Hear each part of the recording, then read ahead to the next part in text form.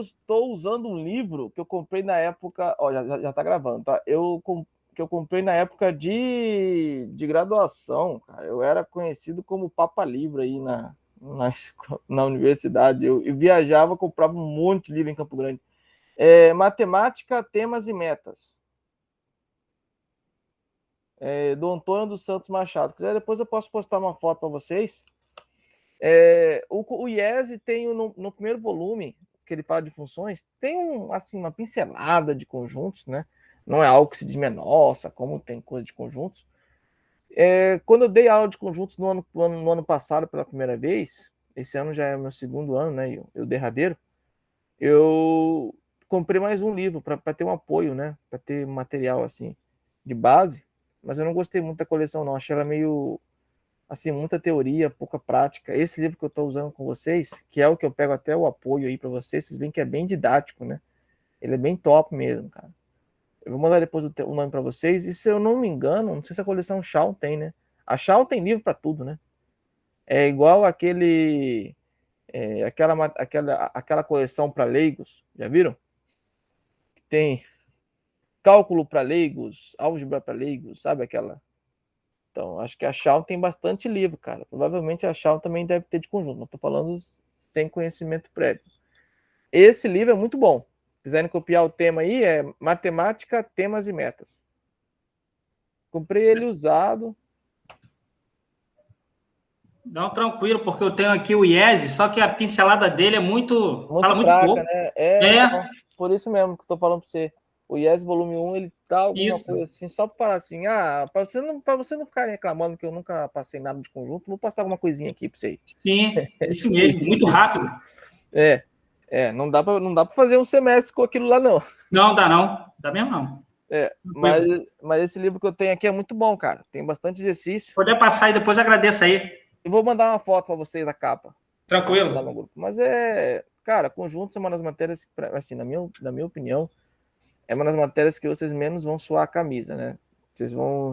Tem umas matérias aí no curso que, tipo, análise, álgebra linear, cálculo. O grande bizu, cara, ó, eu tô até gravando aqui, mas assim, se eu fosse falar assim, uma parte no curso que você nunca pode deixar de estudar, e isso no geral da matemática é funções. Você sendo fera em funções, você tem garantido aí pré-cálculo, não sei se agora mudou, toda hora muda essa matéria aí, pré-cálculo ou matemática básica, enfim. Você vai ter garantido todos os cálculos, entendeu? Cara, funções, e até se vocês forem fazer um mestrado mais para frente, né? Que o curso de matemática, vou aproveitar e deixar bem claro que diria que metade do curso é preparação para o mestrado, né? Tem uma boa parte que você, por exemplo, conjuntos. Uma parte dessa matéria eu ensino vocês principalmente para a escola, né? Já que vocês vão ser professores. Mas boa parte do curso é dedicado também para uma pós-graduação. Então, vale a pena você estudarem muito funções, cara. Função, pega aquele IES, já que você tem lá, Eduardo, tenta gabaritar ele. Quando eu era garoto, eu gabaritei o IES volume 9, cara, quando eu tinha 13 anos. Boa.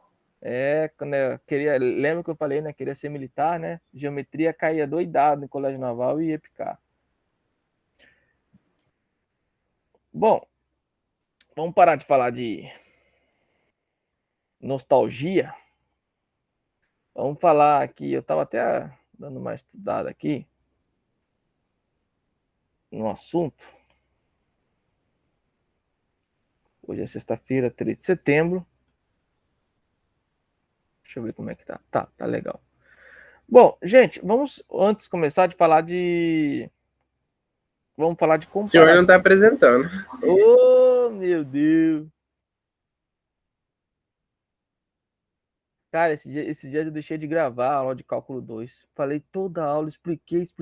E aí no final, quando eu fui parar a gravação, eu recém estava começando a gravar. Putz. Cara, sacanagem. Até parece que eu não manjo disso aqui, cara. Comparação de números reais, tá? Vamos falar primeiro de comparação. Perdoem a minha letra, tá? Escrever em casa aqui, a gente Vamos lá. Temos 3 situações, tá? Quando eu falo de 2 números reais, vamos supor de A e B, ambos pertencentes aos reais, tá? Gente, até agora eu tratei com vocês variáveis discretas, vamos dizer assim, né? Parafraseando um pouco estatística e inferência, tá? Então eram lá 1, 2, 3, 4, né? Os conjuntos, tá? Eram coisas mais palpáveis. Agora eu vou falar de variáveis contínuas, ou seja, dentro no intervalo entre um número e outro tem infinitos números, tá? Por exemplo, entre 1 e o 2, há infinitos números ali. E dentro desses números, entre eles também há infinitos, né? É uma coisa muito louca, né? Mas vocês já conseguiram entender o que eu estou querendo dizer. Quando eu comparo 2 números, tem apenas 3 situações, né? É a tríplice aí. Ou eles são iguais, ou isso é equivalente a dizer que A menos B é igual a zero, né? Passando o B para cá. Ou o A é maior que o B, símbolo de maior. A menos B é maior que zero, tá? Ou o A é menor.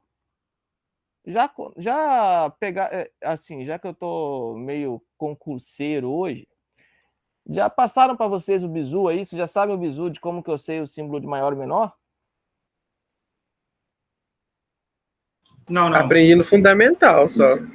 Tem dois, ó, tem 2 bizu aí, hein, Lucas? Ó, um desses aí você deve ter aprendido, tá? Ó, pega aí, Eduardo. Você tem lá esses 2 símbolos aqui, né? Primeiro bizu. Você põe você corta aqui. Esse aqui virou 7, esse aqui virou 4. Então, esse aqui é o símbolo de maior, esse aqui é o símbolo de menor. Ó, esse bizu aqui é muito falado quando você vai falar o número, né? Então, ó, fulano riscou, o 7 vale mais, então é maior, tá? Agora, quando você quer comparar apenas 2 números, por exemplo, o 7 e o 4, então é óbvio que o 7 é maior, né? A boquinha vai estar virada sempre para o maior. Então, como se fosse uma boquinha. 7 é maior que 4. O 4, então, é menor que 7, né? A boquinha é virada para o 7, tá? São truques de memória aí para você gravar, né? Como professor, você empresta essas técnicas aí, não oficiais, para ajudar seus alunos, assim como eu estou fazendo aqui, né? Mas não é algo que seja assim. Você não vai usar isso para demonstrar alguma coisa oficialmente, né? Tá? Mas ajuda, cara. Ajuda pra caramba você a gravar alguma coisa aí, tá? Até hoje eu lembro. Eu estudei isso aí quando eu estava no meu ensino fundamental e até hoje eu lembro desses 2 truquezinhos aí. Bom, e aí, essas 3 situações você pode representar em uma reta, tá? Na reta numérica, que é o que nós vamos fazer agora. Então, se eu tenho lá uma reta, bom, é óbvio, né, que se A é igual a B, naturalmente os dois vão estar no mesmo ponto, né? Agora, se caso acontecer assim, ó,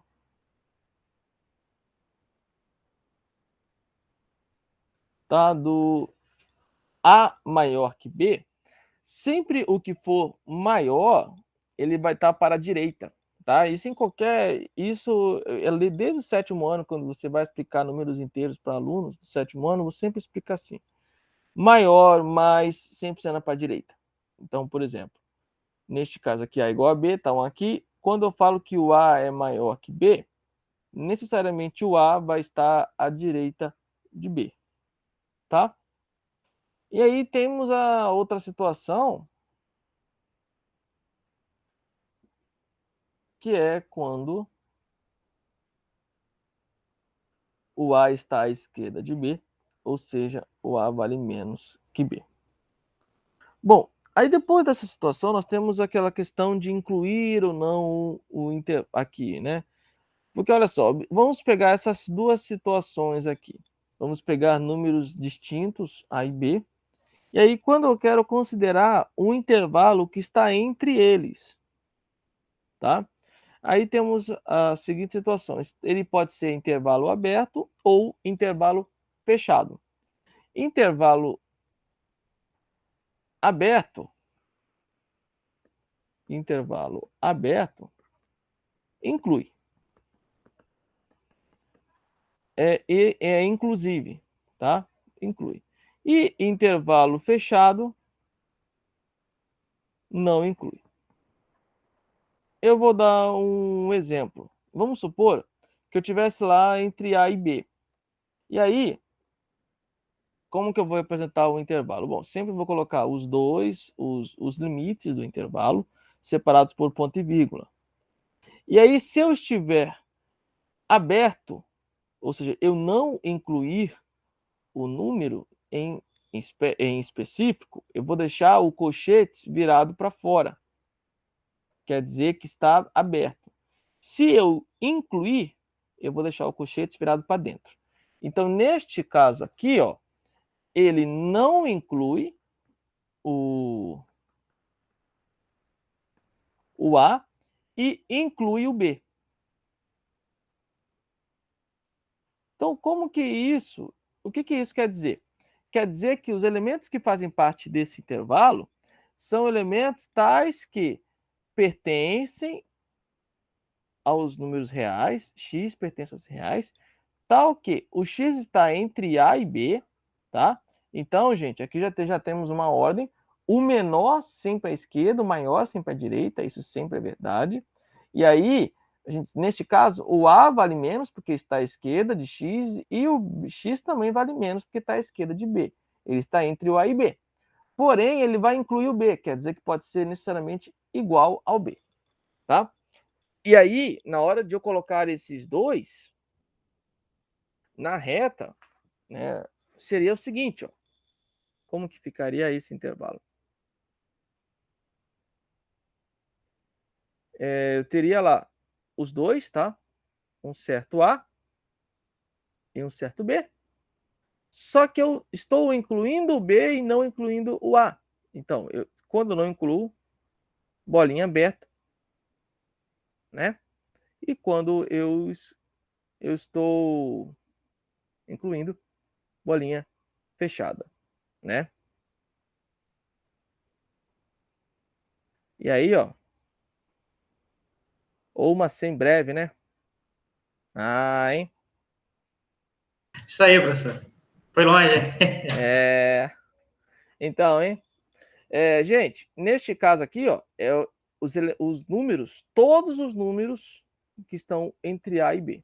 Vamos ver com números, tá? Então, vamos supor que eu tivesse lá o intervalo, esse mesmo intervalo, aberto de um lado e fechado do outro, entre 1 e 4. Então, eu pegaria todos os elementos entre 1 e 4, incluindo o 4, mas não incluindo 1. Então, qualquer número, por exemplo, 1,00000, você pode colocar 100 zeros, 1 no final, ele faz parte. Agora, o 1, não. Tá? Então, neste caso aqui, ele não inclui, porque está aberto, e aqui está fechado. Outra forma de você ver este aqui, né, seria aquela forma que está lá, né? X pertence aos reais, tal que o 1 é menor que x, que é menor ou igual a 4, ou ainda, uma outra forma de você representar intervalo aberto, que você pode ver muito em livros, é por meio de parênteses. O pessoal, para não confundir, põe colchetes fechado, virado para o lado do número fechado, e aí parênteses aberto, tá? Eu uso as duas formas, porque eu não sei como que vai ser a vida acadêmica de vocês, mas é a mesma coisa que eu vou colocar do lado ali, que vai facilitar a vida de vocês. Isso também pode ser representado dessa forma. Tá ok? Vamos ver uma outra situação. 1 e 4 também, mas neste caso, o parêntese, o colchete está virado para o número 1. Isso quer dizer que é a mesma coisa que x pertence aos reais, tal que 1 menor ou igual a x, que é menor ou igual a 4. Tá? E aí, neste caso, eu iria pintar as duas partes. Eu iria pintar o 1, iria pintar o 4, bolinha fechada aí. Tá? Bom, nem sempre vamos ter uma situação em que eles representam de fato nas duas partes tenha números, tá? Seja frações ou, enfim. Por quê? Porque pode se acontecer às vezes de você ter intervalos, por exemplo, numa solução de uma inequação, x menor que 2. E aí, professor, como que, porque eu não tenho o x menor que 2, só indica que ele é abaixo de 2.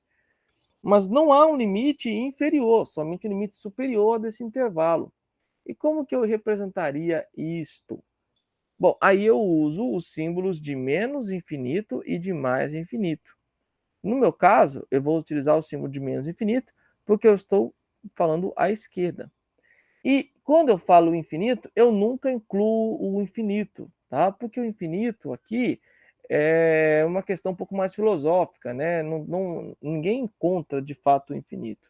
É um termo mais utilizado para uma representação. Então, neste caso, ficaria assim o intervalo se representado por chaves e colchetes. Menos infinito aberto, ou você faz aquele, geralmente o pessoal usa parênteses para representar, e 2 aberto. Perfeito? Isso é a mesma coisa que x pertencente aos reais, tal que x menor do que 2. Tá? Bom, se a gente fosse também colocar alguma coisa assim, ó, x maior ou igual a 2, então ficaria o 2 e o mais infinito. Mais infinito aberto, você pode usar também, não tem problema, e o 2 fechado. Isso é a mesma coisa que x pertencente aos reais, tal que x maior ou igual a 2. Bom, aí daqui, até aqui, gente, há alguma dúvida?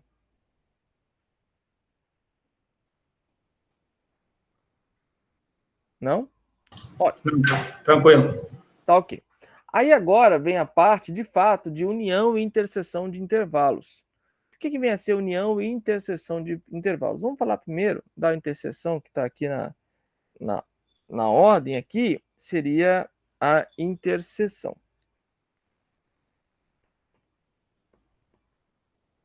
Lembrando, pessoal, que assim como acontece com variáveis discretas, interseção, por exemplo, os dois conjuntos podem ser disjuntos, ou seja, não há uma interseção, pode ser vazia, ou também pode haver apenas uma parte, tá? Mas interseção segue aquela mesma, é o mesmo critério, que tem que estar em um e no outro ao mesmo tempo. Então vamos imaginar aqui o intervalo I composto por 2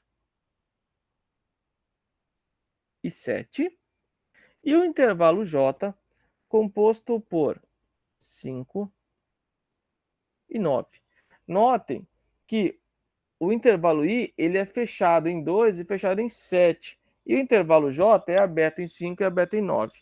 Só espera um pouquinho aqui, gente. É coisa de 10, 15 segundos. Eu vou tirar aqui. É coisa rápida mesmo.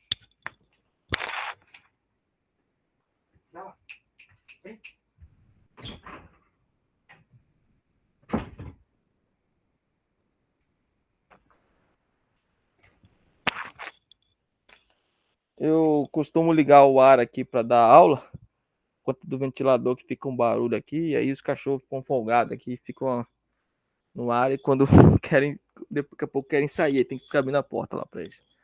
Bom, vamos focar aqui então na aula.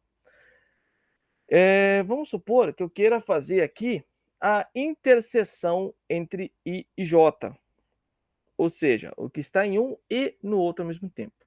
Como que seria possível isso?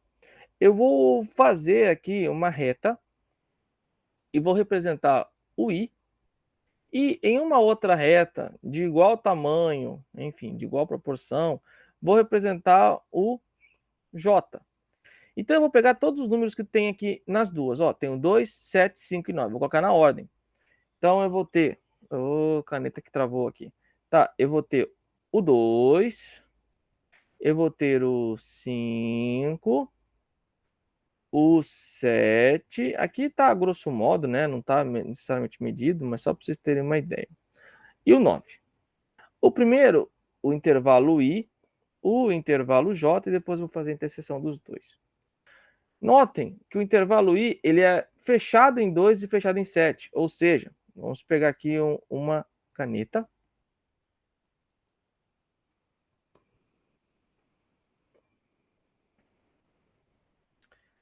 Vamos pegar a caneta vermelha. E eu vou fechar em 2 e fechar em 7.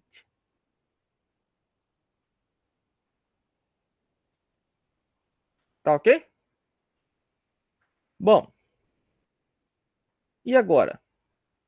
O J, eu vou desenhar aqui embaixo, ele aberto no 5 e aberto em 9. Por fim, agora, já encerrando o meu exercício, eu vou fazer, de fato, a interseção entre I e J.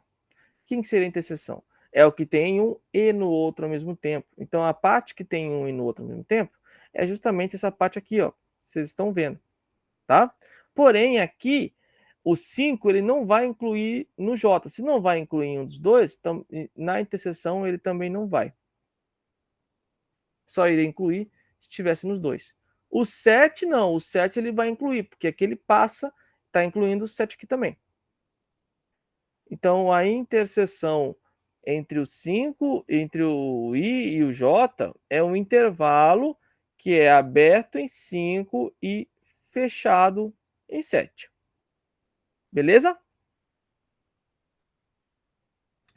Vamos fazer agora aqui embaixo a união deles. Aproveitar e vamos ter que escrever, né? E união.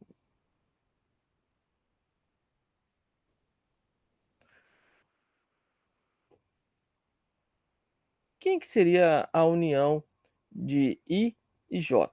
São todos, independente se está em um ou se está somente no outro. Então, neste caso, já começa lá do 2 e vai até o 9. Porém, no 9, ele não vai incluir em nenhum dos dois. Então, necessariamente vai estar aberto aqui. O 2 ele vai incluir em um deles. E assim temos a união entre I e J. Então, I união com J é igual ao intervalo que é fechado em 2 e aberto em 9. Tudo bem? É facinho, né, gente? Não falei para vocês. Conjunto vocês vão é o que menos vocês vão ter dor de cabeça, tá? Bom, vamos passar mais um outro exemplo. Imaginem que eu tenho aqui, ó, que eu tenho um I igual a menos 1. Professor, Oi, a interseção ficaria como? acabei de responder aqui em cima, jovens. Entre Foi. 5, Tá, desculpa, foi 5 e mal. 7. Não, Tranquilo, tranquilo. foi mal. Tá? É o que tem necessariamente entre os dois. A união Tranquilo, vai abranger todo mundo. valeu. Vamos passar mais um exemplo aqui, só para fixar esse assunto aqui. É um assunto muito fácil. É entre 1 e 6, e aqui no caso eu estou incluindo ambos. E J, 3 e 8. E eu não estou incluindo nem o 3 nem o 8. Bom, aí eu vou fazer de novo aquela paradinha lá. Vou fazer duas retas. Uma para indicar o I e outra para indicar o J. Eu vou ver todos os números que estão sendo utilizados. Então é menos 1, 6, 3 e 8. Vou colocar na ordem. Menos 1, 3, 6 e 8. Tá? Bom, e agora eu vou começar a responder. No I, ele é fechado em menos 1 e fechado em 6. E o J, ele é aberto em 3 e aberto em 8. Bom, aí agora para fazer a interseção e a união. Vamos lá. E interseção com J. É necessariamente tudo que tem em um e no outro ao mesmo tempo. Seria isso aqui. Só que eu não vou incluir o 3, porque o 3 não está incluso aqui também embaixo. Se tivesse incluso, beleza, inclui ele. Mas como não está, fica aberto. Aqui fica fechado, porque ele está incluindo em ambos. Então, a interseção entre I e J é necessariamente o intervalo que é aberto em 3 e fechado em 6. Bom, vamos aproveitar e vamos fazer também a união. Ora, quem que seria a união entre os dois? Seria necessariamente tudo, começa desde o menos 1 fechado, porque o menos 1 está fechado aqui em cima, até o 8 que está aberto, porque aqui está aberto também. Então, seria tudo isso aqui a união, que é fechado em 1, menos 1, né, perdão, e aberto em 8. Tranquilo, tranquilo, né? Vocês, quando vocês forem ver isso em pré-cálculo em equações, vocês vão ver isso como respostas em equações. Tem até um vídeo no canal em que eu explico inequações, intervalos como resposta, e aí eu tenho que utilizar união e interseção de intervalos para responder. Tranquilo, né, pessoal?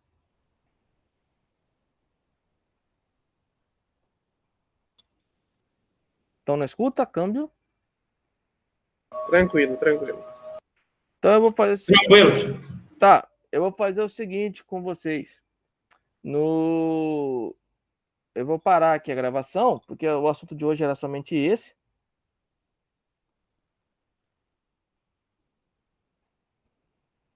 Só vocês que participaram da aula, hein? Olha aí, se fosse... Olha, vamos parar aqui.